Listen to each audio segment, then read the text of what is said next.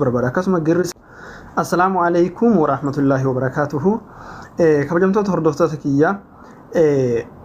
هرانتنا والله نمون هدو كومنتنا برسننا بالبلاد انترنا شبكار انتر مثلا نديبنا بريدا كانت قالت نسي عرب سابلتي قالت نكنه جابلتي هنجران oboleeyyuukiyya warroota akkas naan jedhan fa'aafin deebii deebisuu barbaada akkasuma girrisaa qaallitti jala fiigee harka dha'uufan deebii deebisuu barbaada nuti gaafa kaayyeffannee baanu waan bakka shar'iin diin rabbii cabetti hin dubbanna jennee erga baane waan dubbanne irratti waan seenuuf nullee hin qabnu jechaa fi gochi namaa mul'ata kennaafi kaayyoo kenna hadafa kenna irraalee duuba nu deebisuu hin danda'uun isiniin jechuu barbaada nama deebisan jettanii hin yaadina maaliif jennaan arrabsamuun tumamuun diin irratti sunnaadha karaa ambiyootaati ergamaa rabbiitu iyyuu arrabsamee ilkaanatti cabsamee buruufamee diin asiin nu gahe waan ta'eef barsi dubartituu si arrabsee naan jedhan na'am ergamaa rabbii sallallahu alaihi wasallam dubartiin arrabsite diin irratti jaartiin abbaa lahabii قاف ربي سبحانه وتعالى سورة تبت يدا أبي لهب وتب حرك أبا لهب بيت حمد أنت ربي نجر قرآن سورة تبت بوسه جارتين أبا لهب لكاك أبتي إرجما ربي أول آياتنا لجينيان بعد أبو بكر إرجما ربي ولينتان ربي نجمت جسيك أبي أبو بكر ميتشار جتي إرجما ربي نرجت جتو سبحانه وتعالى مال جد أبو بكر إنساني كيسجر أكم تزبراتين والله لو وجدته لضربته وصو سلا أرجع isa dhakaa kana afaan isaa keessa jettee hin dhiifne arrabsaa uf duuba gargalte shi'rii yookiin walaloo isa jedhamu sana baasa mudhammaman abayna wa diinahu qalayna wa amrahu asayna akkana jechaa deebite arrabsamaa kana dinne jecha isaa diinii isaa faalleessine amrii isaallee dinne akkana jechaa deebite jaartiin abbaa lahab ergamaa rabbi dubartiin arrabsine irraa deebi'anii diin irraa himanii har'a nuun gahan diin bareedaa kana jechuudha kanaafuu kun duuba nun deebisu saasallee nutti hin dhagahamu waan hojjanneef waan dubbannetti illee hin seenuuf nu jechuudha alhamdulillahi rabbil alamin kanatti aansee ammoo warroota harka dhahan isii jala fiiganii nama silaa nuti waa beeka jennu ka akkasuma ammallee darasaa maalii jedhaatiin hin dubbatu warra akkanaatiif deebisuu barbaadu jalqaba irratti nama kana laalame anti video kana na kofalchiisan jiru wallahi maal seetan gurbaa tokkotu daawaa godha jedhee haadha faatee arrabsee beete jennaan koomentii jala dhaytee dhukkee irraa kaastee ammas deebitee video biraa irratti hojjettee akka kana jechuudha obboleessa kiyya jechaa fi gochi nama nu duubatti nu deebisu dhageeffadhu nuti kaayyoo diin hin himna jennee erga baane kaayyoo kennaa fi mul'ata kennaa fi jecha kenna hadafa kennarraa الربا في نم جتنا ما دوبا ندبس ربي سبحانه وتعالى فاصدع بما تعمر وأعرض عن الجاهلين أوسي هم جدوان أججمت وان ولالتو نسينجران هلالين ولالتو ترى غرغلي جدني بربو ربي سبحانه وتعالى لفنو كايرا غاجبا بركودي نوتي جتشا كينا كيست غدي جبيسينه تن ادبتو دندينا رغا اتقامنا صلى الله عليه وسلم ارغما ربي تدلنه تيت ادبتي بك امله شريعه ربي حرمان دين ربي چبت جچودا اذا انتهكت حرمات الله عز وجل لان النبي صلى الله عليه وسلم غضب وهتك الستر الذي فيه التماثيل على رجل المسلم أن يكون قواما على أهل بيته إجولين قرين تمعنا درسها هم بيكني درسها جيتشو مال أكتو هم بيكني قد بحني درسها يعني لالبو درسها جيتشو أبوليسو إسنيف الربا جبا فكات إسن ننحن بفني يو درسها يتنكون الربا جبا نقرب ستركا كيسانت والله درسها مكاكا بجاتي maqaa ulamaa'iin gurguddaan urjiin dacheedhaa kun keessa darbee dhufe darasaan bar ijoollee garii ijoollee hadiisa daciifaaf sahiha addaan hin baafatin ijoollee fi'ilii faa'ila kabaraa mubtadaa adda hin baafatintu darasaa jedha Darasaa jechuun maal akka ta'e beekta, maqaa kabajaa akka ta'e beekta, maal irraa akka fuudhame aslii masdara isaa beekta. Shuu hin beektu jechuudha. Waa wallaalteefuu darasaa jettee nama arrabsitaa jechuudha. Siif haa galu.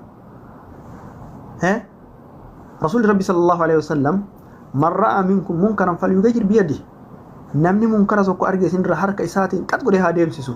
Fa in lam yastati' fa bilisaanihi, arrabaan dubbatee haa deebisu. Arrabaan dubbachaa jira. Fa in lam yastati' fa biqalbihi, yoo kanallee dadhabe qalbiin haa jibbu. Wadhalika ad'afu al-iimaani, kun ammoo laafinna iimaanaati waan ta'eef obboleeyyuu keenya.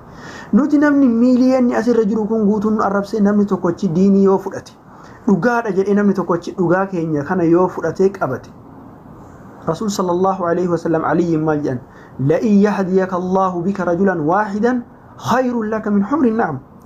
فكما ربي علي قاف دولة إرجان جتشور أكنا جلانيني بر سببا كيتين قربان تقوتشك أجعلو تتو يوسف جالا قال الديم تو أرجع ترى جلانيني بر بوليسو سيقاله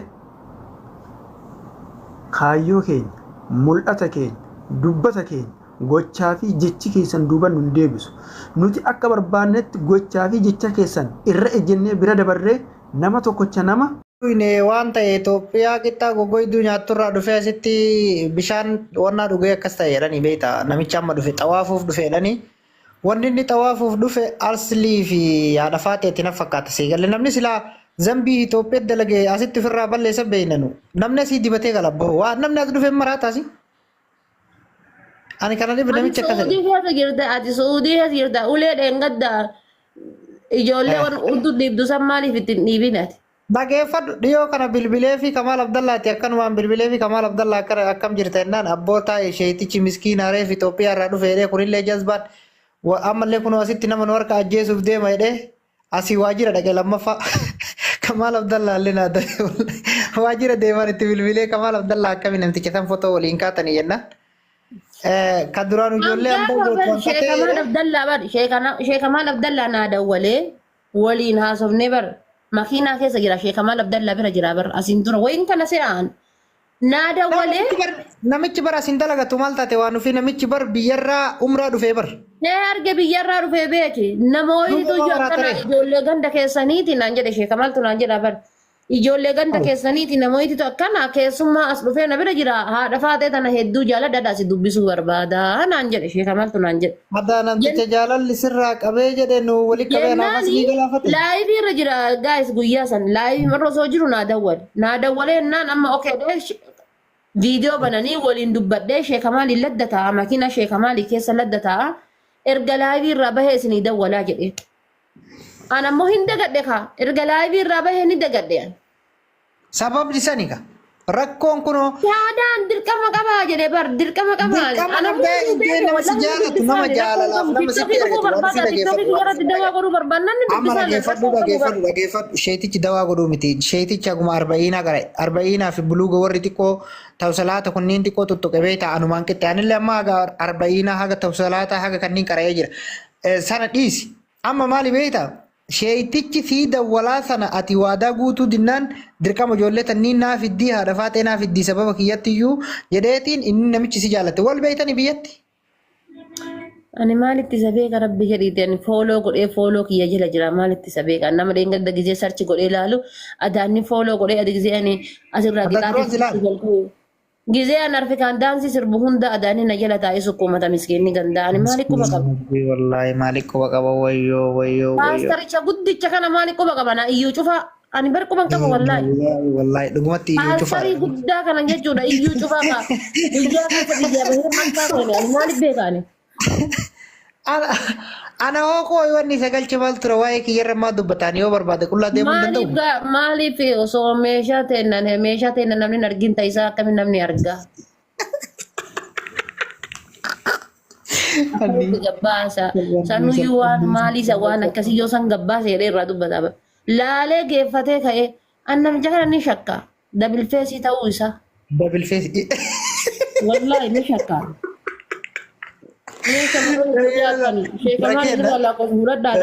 Hundi keessanuu jechuudha. Dhugaa rabbi dubbachuuf anaa fi aslii aragga tullee rakkoon qabu dhiira garuu waan ofii miskiintitti keessa buusuuf miskiintitti asirraa nagaa ofiitiin taphataa ooltu bakka kabajaallee bakka kabajaatti argamtu yeroo nama gorsan ustaazonni kennas yeroo nama gorsitan sun garuu ustaazallee miti ustaazummaan biraa yeroo nama gorsu argitaniirtan kabajaan ofitti nama yaamee warra akka baabaa sheerrii adfaa warroota nama biraa fa'aa argitaniirtan kun amma durriyyee tokkotu gaafa ho'i biyya keenya darasaa fudhataniiti.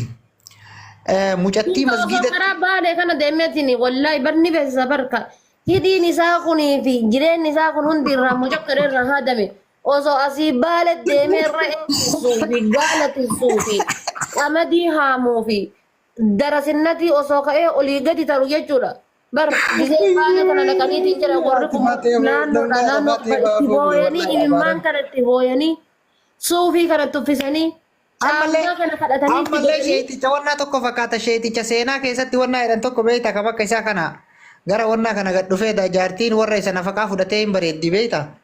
Namitti gisee asii baala galchanii jaartii qabatee baala dhaqee achitti irraa fudhatan jedhanii barbaade nanaga seenaa isaa wayii sitti hima seenaa isaa akka isaa kana beekta asii darasaa nama bira galee jaartiin gurbaan warra bira galee sun hin bareeddi bishaan isiin du'attu kana barbaree naqee jennaan sheekko teettee namittiin guggubattee kottaa mee isiniifuu sawwaaba jennaan olutaalee qabatee beekta qabatee gisee jedhee oddoma garana utaaltu waatii quraana nyaattu argite namittiin. Sheekota waatiin kitaaba nyaatte jennaan dhageeffadhu sheekota waatiin kitaaba nyaatte jennaan nyaattu jallisedheen quraana rabbii kakkisaa kana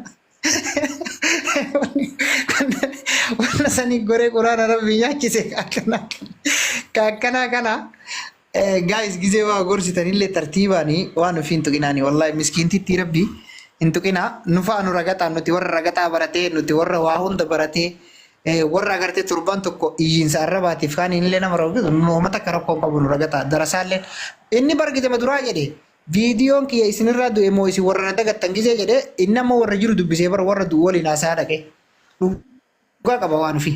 Baran viidiyoo san argee bar viidiyoo inni asiin dura kashee kamaan amma du'itu godhee san argee yaa Oromooti jedhee bar asiin dura isin dhageessaa qoyaa sagalee isaa san. Bakka keessa dhaabannee waraabnee gisee assalaamu alaikum jedhee eegalu hunda namni viidiyoo tiyya laalu hin jiru jedhe dhageeffadhaa.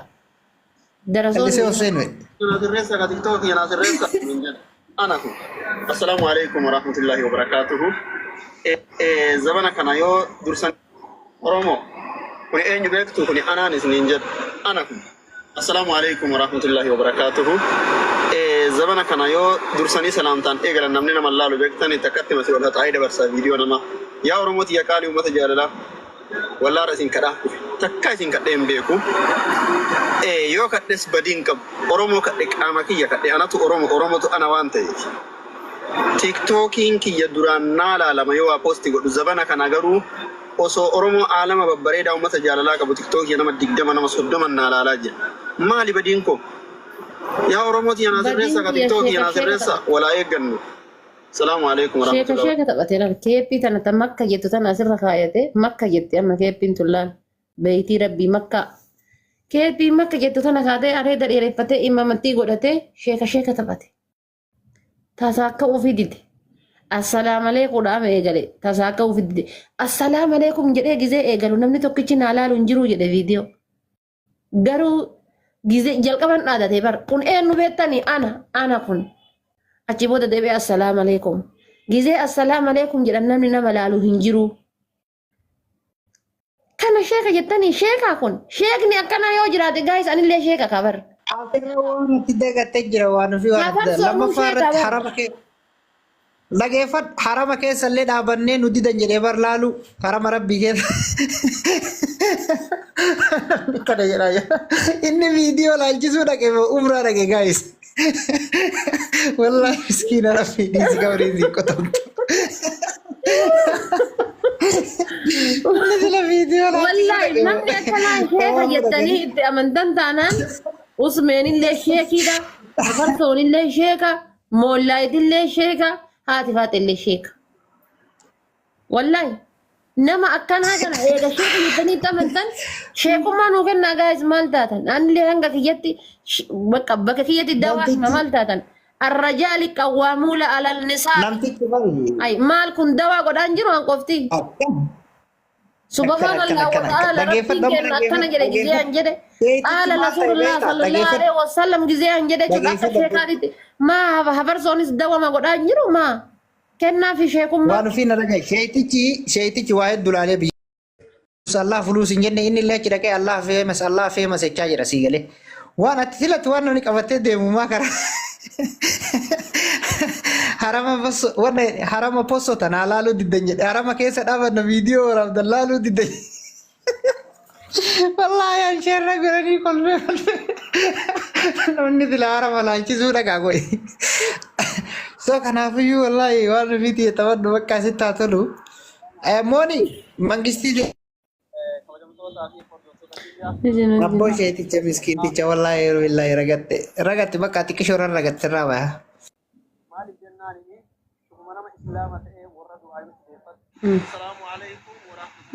bishaan daaka beerri kun gama irra dhiqatti inni ammoo asi bishaan daaka beerri arabaa tunniin gama kan irra dhiqatti inni asitti ammoo bishaan daaka kun isaa achi beerri isaa achiin beerri bishaan daatti inni ammoo asi bishaan dhiqatti xabala jechuudha bar xabala akka xabalaatti xabala dhiqata gizee achi beerri itti gad dhiqattu inni asii ammoo gad dhiqata akka xabalaatti yaa'aafii jira.